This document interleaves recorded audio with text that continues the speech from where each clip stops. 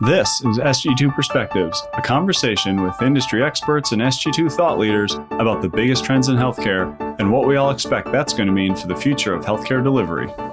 So in some ways, they're looking at the same activities, but from a different lens. One wants to see a lot of government oversight and feels that the market has failed. The other one feels, I still believe in the market and I just want to modify how the market is working.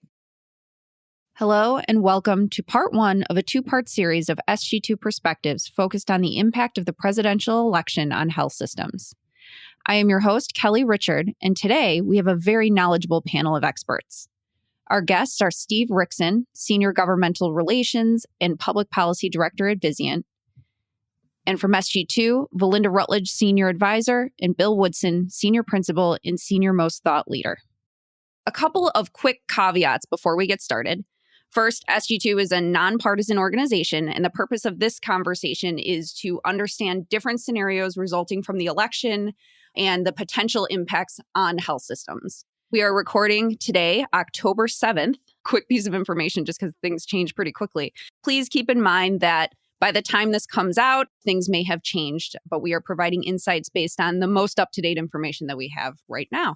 We're just going to do a quick round of introductions so we can understand everyone that's here and the perspectives that they bring. Steve, why don't you get us started and tell us a little bit about your role and the perspective that you bring to the conversation? Sure. I'm the Senior Government Relations and Public Policy Director for Vizient. I'm really excited to be here today with our excellent colleagues from Sg2. It's always great to work with you all. I work in our Washington, D.C. office with a small team that tries to advocate and amplify the hospital voice on Capitol Hill and among regulatory agencies and the administration. Beyond that, we also serve as a resource for our hospital members, as well as for our Vizient and Sg2 colleagues to try and figure out where the directions are taking health policy in Washington and how that we can best position ourselves to serve our members. Great. Valinda? I'm Valinda Rutledge. I'm a part of Sg2 as the senior advisor. I work with the team at Sg2 as well as Vizient, helping analyze and look at where the legislation and regulations impact from a strategic point of view health systems. I was previously at CMS and CMMI as a senior advisor, and I was one of the original people that helped set up CMMI. So I'm very familiar with many of the activities of CMS and CMMI. Good morning. This is Bill Woodson. I lead all of Sg2's strategic and enterprise intelligence. Fantastically concise as usual, Bill.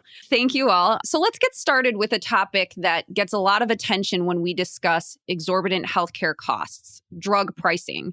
Steve, let's start with you. What's on the table? When we look at the health policy environment around drug pricing, obviously it's been a topic of conversation that's been really dominating things for the last several years in Washington. When we look at what's actually happening and what could impact our hospital members, I like to break it down into two possible buckets or paths. First, you kind of have this hypothetical bucket. And those are some of these issues that we've seen kind of emerge through the executive administrative orders from President Trump. And that would include things like the International Pricing Index or the Most Favored Nation drug pricing plan that President Trump has conceived. Still very much out there as a hypothetical, but something that could potentially have a significant impact for health policy if it is implemented. But we don't know if it's going to be implemented. So at this point, we're very much considering that a hypothetical possible challenge. Now, on that same line, we also have a proposal and an executive order that would change how pharmacy benefit managers are able to use rebates and whether they'd have to pass those directly on to consumers. This is something that the administration conceived and pushed forward through almost to the final steps of the regulatory process last year, but they ultimately withdrew that proposal. Now it reemerged just recently with another executive order pushing this forward. If the administration finally decides to move forward with these things, it could have a pretty significant impact on prescription drug pricing and prescription drug management from a hospital and clinical perspective. We also have the things that are actually happening, the things that are really impacting our hospital members on a day-to-day basis. And first and foremost among those are the reforms that have been made to the reimbursement under the 340B drug pricing program. Under 340B, hospitals who were receiving a discount are now having that reimbursement dramatically reduced under the outpatient prospective payment rule for those Medicare Part B drugs for hospitals across the country. And that's been in effect since 2018. And that's something that's going to continue going forward for the time being.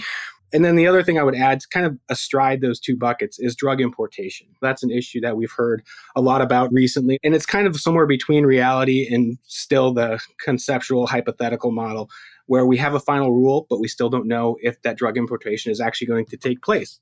So those are the major drug pricing issues that we're seeing right now in terms of actual actionable policy. Beyond that, there's additional conversations just about price in general and about approving prescription drugs, where the Trump administration has done a commendable job in trying to reduce the backlog and bring more generics and biosimilars to the marketplace. So when we were talking to health systems, Valinda, maybe we go to you first. What are the things that are top of mind based on that list that Steve just provided to us? I think health systems really do have to focus on what's happening in the drug pricing. A lot of times you'll have providers think, oh, the drug pricing is not as crucial as some of the other regulatory changes that are happening.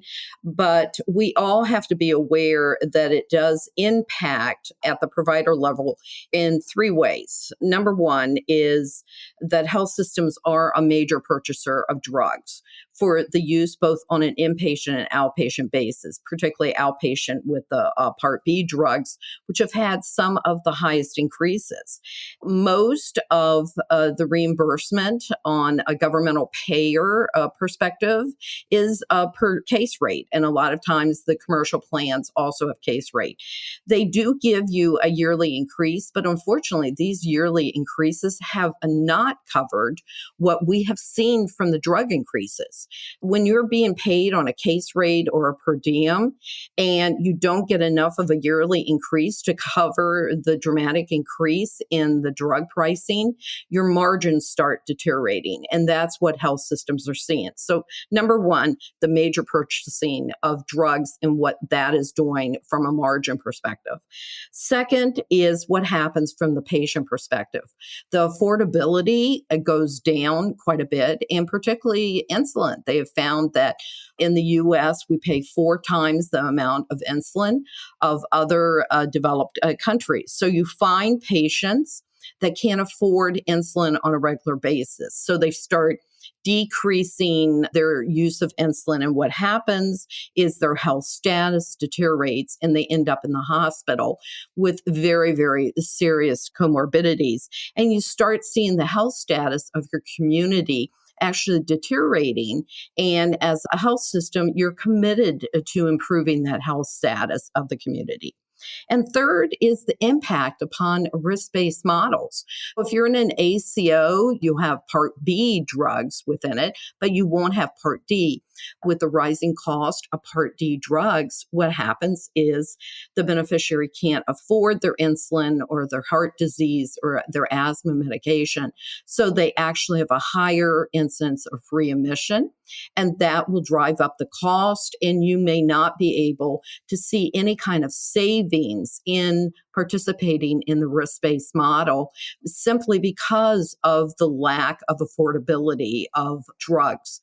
Bill, anything that's bubbling to the top in your conversations with health systems? To me, this topic, it rolls up under the broader issue of affordability and health equity. So in addition to drug pricing, we have site neutral payment, and then the whole topic of price transparency that will start to emerge next year. The RAND report just came out that updated what markets are paid versus Medicare across the country. And Kelly, it's interesting this year where we saw a lot of health systems take things off their list of strategic priorities. Several of our larger members have added on something related to affordability and health equity, knowing where the economy is, their dependence on government payment. And to be sure, going into this contracting season, we know employers are also focused on the affordability of costs overall.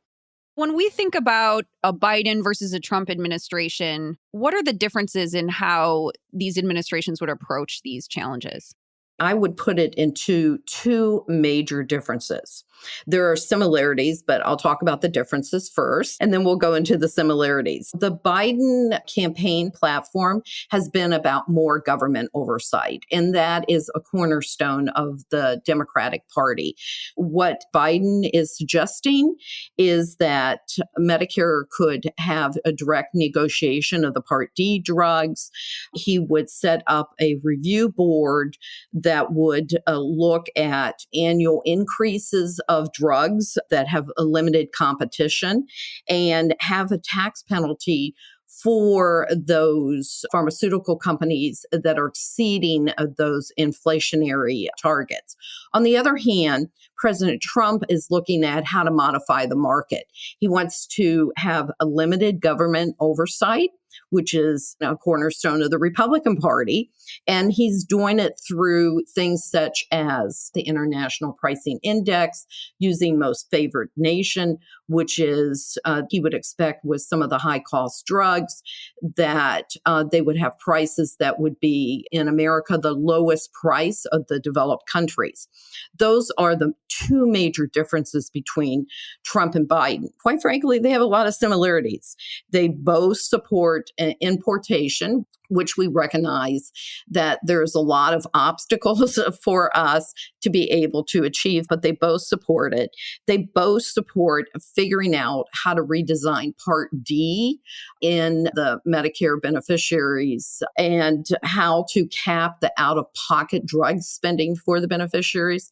And they also both want to see an increase in biosimilars and generic drugs to be released into this country. So in some ways, they're looking at the same activities, but from a different lens. One wants to see a lot of government oversight and feels that the market has failed. The other one feels, I still believe in the market and I just want to modify how the market is working.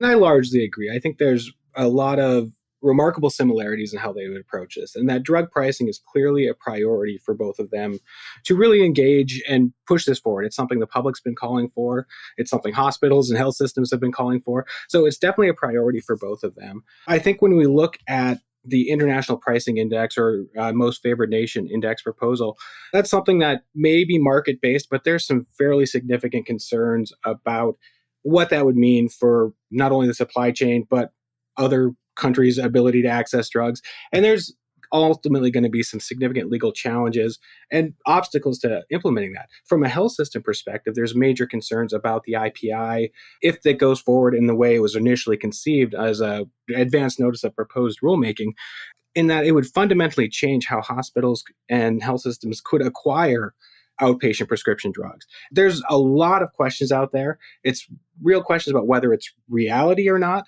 but it's certainly going to be, if the administration stays in power and if President Trump is reelected, that would certainly give them the opportunity to move forward with that, although there's still very real questions about how that would look, especially because they proposed expanding that not only from Part B drugs, but also including Part D drugs into the conversation. And what about the difference in how the administrations would handle changes to the 340B program? I think when we look about moving forward in a Trump administration, it almost certainly would be more of the same as what we've been seeing for the last several years. Generally speaking, a Democratic administration would probably be slightly more favorable to the 340B program and particularly probably far less aggressive in trying to restrict its growth. For instance, I suspect a Democratic-led HHS would be more aggressive in targeting drug makers who are at this moment moving to place severe limitations on the use of contract pharmacies. I should note that President Trump in this HHS is currently reviewing those actions, but has not taken any steps yet to crack down on them. Now, in terms of the broad ongoing Medicare payment reductions that are taking place in the 340B program, it really isn't 100% clear how a Democratic administration would handle those cuts or whether they would start trying to unwind those cuts directly, because there's a huge financial impact on the hospitals that are affected by those payment cuts. But at the same time, it's also producing some degree of savings for patients through slightly reduced cost sharing in Medicare. Because Democratic administrations would probably be more favorable to the 340B drug pricing program, they would probably try and take some steps back, but they probably would not completely be able to unwind or immediately abandon those ongoing cuts. And it could take some time if they decide to take a step back from that approach. Though I should also add that it is still possible that legal action in either the full DC Circuit Court of Appeals, which is something that the hospital groups have requested, challenging those ongoing cuts, or even potentially the Supreme Court could ultimately make this whole conversation moot. I largely agree with Valinda in terms of the philosophical approach between the two parties and how they approach this. But President Trump has been very open and very interested in moving forward with a legislative solution as well that maybe transcends kind of the traditional Republican anti-regulation line. If he were reelected, this would continue to be a priority. And then the makeup of the House and the Senate would largely dictate how flexible the president, the administration may be in adopting some of these more aggressive proposals. I have to tell the listeners that recently I was on a call with a very senior Republican leader who the question was asked in terms of, don't you feel that the most favorite nation in international price index is a form of governmental oversight? And their answer was, oh no, we are just modifying the market. I agree with you that it's a little nuanced in that answer, but from a Republican perspective, setting a price at a international is different than having a governmental oversight. But I agree with you. It becomes a little touchy in terms of, is that really much different? This has been part 1 of a 2-part election series. Be sure to listen next week when we'll continue our conversation with Bill, Valinda, and Steve, focusing on health insurance coverage and the path forward for value-based care. If you like what you're hearing, please also listen and subscribe to our colleague Dr. Tom Villanueva's Modern Practice podcast on Vizient's Medical Leadership channel. Tom discusses key healthcare trends through the clinical leadership lens. You can find it wherever you listen to podcasts. Thank you for listening and stay healthy. This has been another great episode of Sg2 Perspectives, where industry experts and Sg2 thought leaders explore the drivers of tomorrow's healthcare strategies to inform today's decision makers. Contact us anytime by sending an email to sg2perspectives@sg2.com. We'd love to hear from you. Sg2 revolutionized healthcare demand forecasting with the Impact of Change forecast, and today, we're the industry's premier strategy advisory firm. To learn more, visit sg2.com. Thanks so much for listening, and we'll see you again soon.